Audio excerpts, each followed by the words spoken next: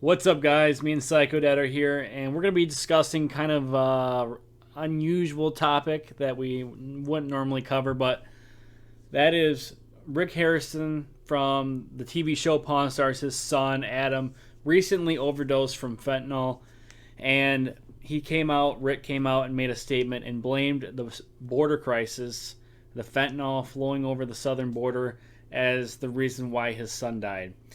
And I just want to say our condolences go out to Rick. We feel for him. We're here for him. But this could be pivotal in the 2024 election. So what do I mean by this? So Rick Harrison, if you guys don't know, is a Republican. He's one of the few celebrities who's actually a good American. He's a good Republican. And he actually led the Get Out to Vote effort in Las Vegas in 2016 for Trump, and he did it again in 2020. And when Donald Trump Jr. got wind of his son's passing, he reached out to him and just let him know that he was thinking about him. And the fact that he's close with the Trump family personally, and the fact that he came out and vocally blamed the border crisis that Biden has failed miserably with, makes me think that he's going to be very politically active this election cycle. So we're going to watch a really short clip of Rick explaining why he so strongly supports the president. And then after that, we're going to come back and we're going to take a look at some of the past elections. And then we're going to go to the map and see how this could affect the race. So we'll just watch for about a minute or so, and then we'll discuss. First of all, why attend an event like CPAC in your capacity? Okay, so a lot of people why are you a celebrity endorsing Republicans and everything like that? It'll kill certain things in your career. I don't care. The reason why I do this is I have 6 kids, 3 grandkids, and I want to see a better future for them. I mean, that's the reason I do it is it scares me to death, the whole socialist movement and everything else like that. It will lead to nothing but poverty. Plain and simple, that's what happens. When you have people like Bernie Sanders wanting to tax people at 90%, there will be no business. I'm not going to open up any more businesses. If I got to get all my profits, I got to give to the government. It just, in the end, it's not worth it. So that is why I do what I do. I want to see a better life for my kids.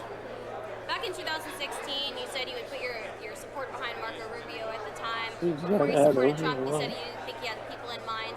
You've changed your views on that. Oh, no, you know what? I mean, at first, Donald Trump, he's new to the scene. I don't know him personally or anything like that. And you know what? He's literally going to go down in history as one of our greatest presidents. He really is. He has done an absolute amazing job. You know how he jokes on stage about the economy's too good? I was actually joking around with my CFO the other day because we can't find employees. Okay, the economy is too good. And no. All right, so classic Rick Harrison. He tops it off with his famous smoker's cough. I love Rick. I love Pawn Stars. If you guys been watching me, I've been doing YouTube since 2008. And we actually went to the pawn shop back in 2010, got to meet all those guys. We actually have videos of it on the channel. Haven't seen it, go check it out. He's a great guy. But anyways, so you guys can see there, he's very animated. He says President Trump will go down in history as the greatest president ever. So with that combined with his statements about the border, there's no doubt that he's going to be in Nevada, stomping the pavement, knocking on doors, going to rallies with Trump, leading the Get Out to Vote effort again, making phone calls. And with how close the elections are in Nevada, I could see that making a world of a difference. So the last time a Republican carried Nevada in a presidential election year was 2004 by George W. Bush. Obama won it twice, unfortunately. Then in 2016, it got real close. And then again in 2020, it was one of, I think, 6 states that voted more Republican than in 2016. So as you can see, most of the state goes red. Then you've got this little pocket of blue down here, which is Vegas, and then this little strip, this Bellwether County up here, which is Washoe County, that Biden only carried by a couple points. But the point is, Vegas is not Philadelphia, and it's not Detroit, it's not Milwaukee, it's not going to be an 80-20 spread or a 70-30 spread. It's a 53-44 spread. So with Rick Harrison being set up with his pawn shop in Vegas, being a huge celebrity there, that could easily change Clark County's results a couple percentage points, which would put Trump over the top, and he would carry the state of Nevada. So that really is the main point here. So if we take a look at our 2020 map, all right, so let's just say that this scenario that we're talking about comes true, and Trump was able to flip Nevada. That puts him at 241. All right, so he needs 29 more electoral votes. So Georgia and Arizona were both decided by less than 1 percentage point. Georgia was decided by 0.2. Arizona was decided by 0.3. So, and keep in mind, this was when Biden was at about 51% approval rating. He's at 33 now. So who's to say that it's not enough to just tip these 2 states over back to Trump? Then he's just shy 2 votes, which if we go up to the Rust Belt here, he's failing miserably with the whole Israel-Palestine conflict.